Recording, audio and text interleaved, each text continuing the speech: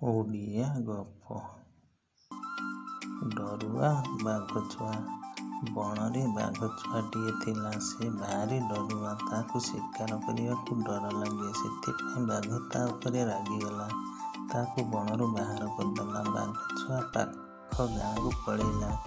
ଦିନସାରା ଗାଁ ବାହାରେ ଲୁଚି ବସିଲା। ରାତିରେ ଗାଁ ଭିତରକୁ ଗଲା। ତାକୁ ବହୁତ ଭୋକ କରୁଥାଏ। ସେ ଦେଖିଲା ବଉଳା ଗାଈ ଆମ୍ବ ଖାଉଛି। ବାଘଛୁଆ ତାକୁ ଆମ୍ବ ମାଗିଲା। ବଉଳା ତାକୁ ଶିଙ୍ଗରେ ଟେକି ଫୋପାଡ଼ି ଦେଲା।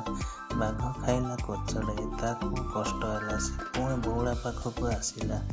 ବଉଳା ତାକୁ ପୁଣି ଥରେ ଶିଙ୍ଗରେ ଟେକି ଫୋପାଡ଼ି ଦେଲା। ଗୁଡୁ ଏ କଥା ଦେଖୁଥାଏ। ବାଘଛୁଆର ଏ ଅବସ୍ଥା ଦେଖି ଗୁଡୁ ଖୁବ୍ ଜୋରରେ ହସିଲା।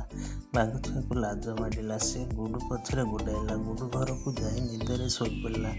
ବାଘ ଲୁଚି ଲୁଚି ଘର ଭିତରକୁ ଗଲା। ଗୁଡୁ ଶୋଇଥିବା ଖଟକୁ ମୁଣ୍ଡରେ ଥୋଇଲା। ପାହାଡ଼ ପାଖକୁ ଧାଇଁଲା। ମନେ ମନେ କହିଲା, ଆଜି ଏ ପିଲାକୁ ପାହାଡ଼ ଉପରୁ ତଳକୁ ଫୋପାଡ଼ି ଦେବି। ତାହେଲେ ଆଉ ବଉଳା